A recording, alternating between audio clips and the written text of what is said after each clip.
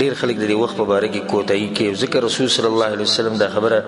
په حدیث کې کړې ده. په صحیح بخاري کې دا حدیث دی د عبدالله بن عباس رضی الله عنهما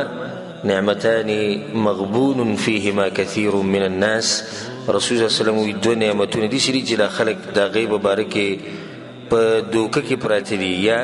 دوه نعمتونه دي چې خلک د هغې قدر نه کوي او د هغې قدر ورته نه دی معلوم. الصحة والفراغ،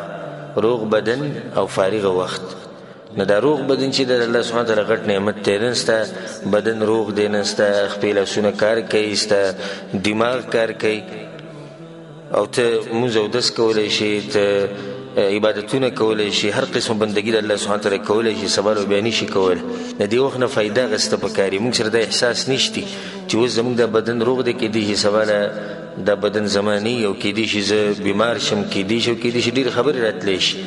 او موږ په خپلو سترګو داسې خلک لیدلي چې د هغوی روغ بدن او نن هغوی یا په هسپتالونو کې پراته دي یا په کور کې پراته دي، خو د بدن صحیح کار نه کوي، یا ګرځېدی نشي یا خبرې نشي کولی. نو دا مرضونه په موته باندې هم راتلی شي. الله سبحانه وتعالی ټول مسلمانان د مرضونو په امان کې ساتي، خو راتلی شي څه پته لګي. د دې روغ صحت قدر کوئ. او دویم فارغه وخت، د دې وخت هم د انسانانو سره چې دی قدر نشته. رسول صلی الله علیه وسلم د حدیث کې د خبرې ته اشاره وکړه چې غالبا خلک چې دین هغوی سره د وخت قدر نشته.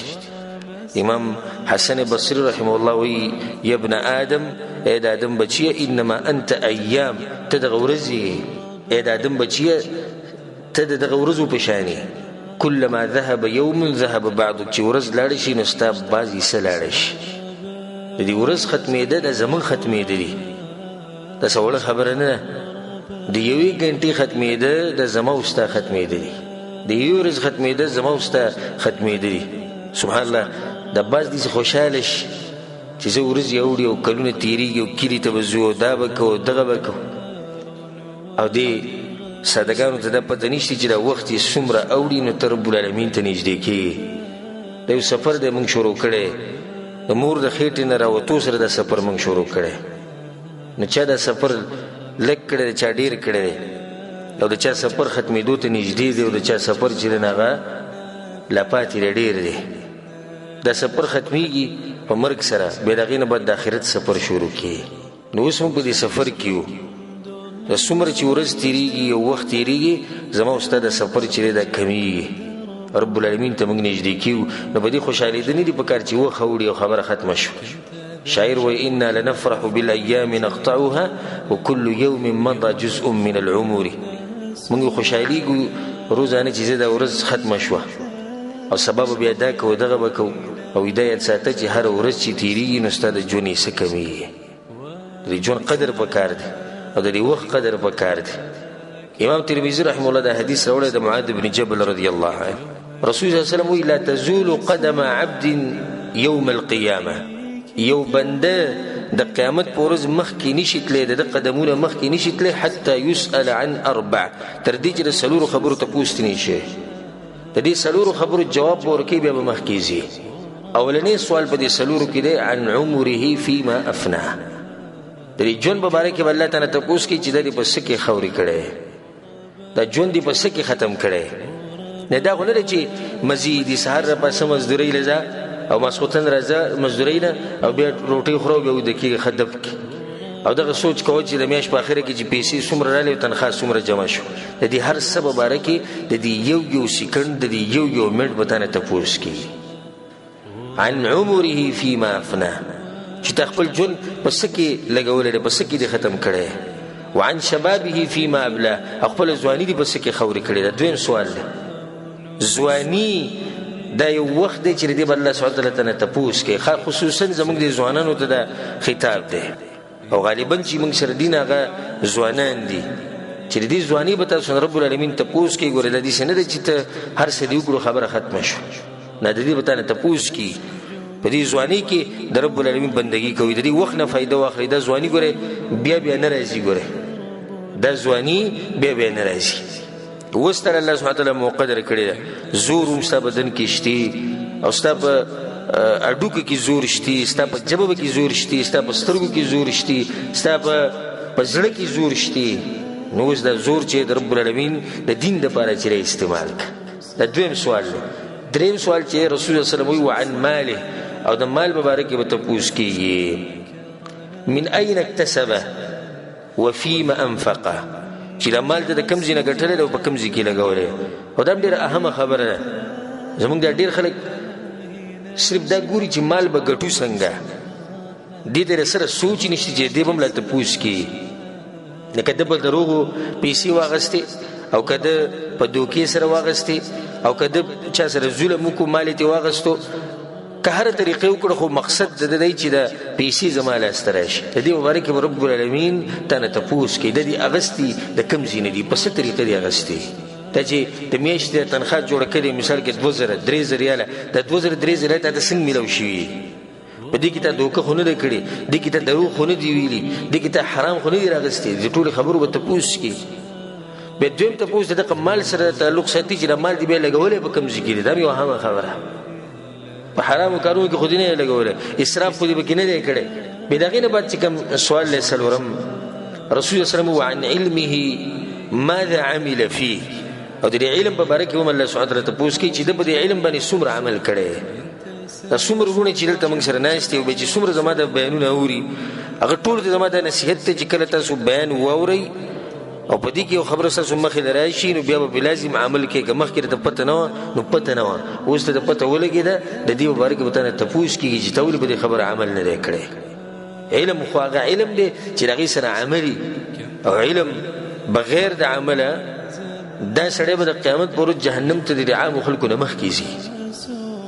حدیث کې راځي رسول صلی الله علیه وسلم وایي جهنمیان به په جهنم کې سوځي وه یو کس به پکې ویني دوی به چې تلل د څه کوې ته خو هغه سړی چې موږ ته به د ښه کار وینا کوله او موږ به د بد کار نه منع کولو ته خو هغه نیک انسان یې ته به جهنم کې څه کوې هغه ورته وایي چې هاو زه هغه یم خو ما چې به تاسو ته د کوم کار امر کوو نو په خپله به ما عمل نه کوو او د څه نه چې ما تاسو منع کولی زه به دې په خپله نه منع کېدم. دا نصیحتونه صرف ما ستاسو لپاره ساتلي. نو علم دا نه دی چې ته صرف نورو ته مسلې بیانوه او علم دا نه دی چې ته یو مسلې زده کړه او بس خوشحاله یم چې زه درسونو کې ناست یم او زه بیانونو ته کښېنم. علم دا دی چې ته پې عمل وکړې. یو سړی ټول عمر علم طلب کوي او یو سړی یوه ګنټه درس کې کښېناستو خو د یوه ګنټه کې چې داسې اورېدلي په هغې باندې عمل وکړو بل ټول عمر دین ته ناست او ځان پې پوه کوي خو عمل پې نه کوي دا یو ګنټه چې ناست دی غوره یې ولې ځکه چې د دغه علم طلب کولو دله فایده ورکړه. دا حدیث ما تاسو ته دې لپاره ذکر کو. بل حدیث د رسول صلی الله علیه وسلم معروف حدیث ته موږ څو پیرې ویلی رسول صلی الله علیه وسلم اغتنم خمسا قبل خمس 5 خبرې د 5 نه مخکې غنیمت وګڼئ. شبابک قبل حرمک د ځواني د بوډاوالي نه مخکې غنیمت وګڼه. دا غنیمت دی تا سره د دې نه فایده واخله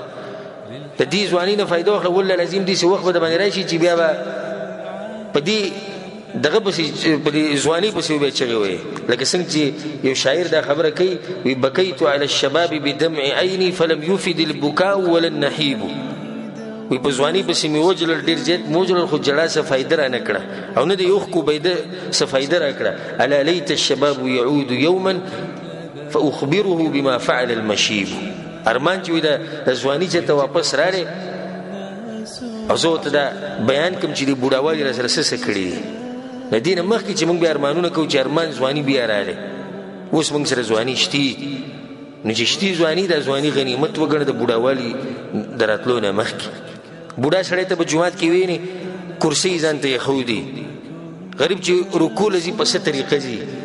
سجدې له چې ځي په څه طریقه ځي د سجدې نه چې راپاسي څومره ورته مشکل د رکوع نه چې راپاسي څومره هغه ته مشکل ساه اخیستو کې هغه ته څومره مشکل ودرېدی غریب نه شي. دا قسمه حالات په موته باندې را روان دي. کوم خلک چې اوس ځواني کې دي هغه ټول ته دایم چې دا حالات په موته باندې به هم راځي. یو خو موږ هم داسې راځي چې سجده به صحیح نشو لګولی رکوع به صحیح نشو کولی ملا به زمونږ نه ټیټېږي ودرېدی به نه شو کېناستی به نه شو. نو په هغه ټیم کې بیا موږ ارمانونه کوو چې ارمان په کوم وخت کې چې زموږ بدن روغ و په هغه وخت کې د الله بندګي کړې وی نو څومره ښه به وی. او دا راته ووایو د شریعت د اسانتیا ته او د رب العالمین د مهرباني ته وګورئ. رسول صلی الله علیه وسلم وایي چې کوم سړی یو عمل کوي لکه اوس یو ځوان هلک دی او ځان یې عادت کړی دی په روجو باندې یا ځان یې عادت کړی دی په تهجدو باندې او دی بیا عمر چې زیات شو نو روجي نشوي نیوي بدن کمزور شو ډاکټرانو منع هغه تهجد نشي کولی کومې چې بزواني کول رسول الله صلی الله علیه وسلم وایي که دې کولی هم نشي الله به له هغه اجر پوره ورکوي ځکه چې د مخکې نه کول خو دا په دې شرط چې ته د اول نه ځان عادت کې به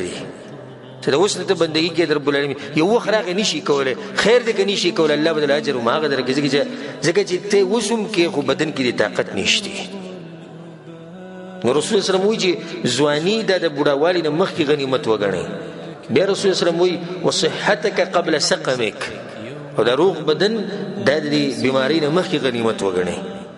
روغ بدن د بیماری نه مخکې غنیمت وګڼئ تاسو لاړ شئ د هسپتالونو ته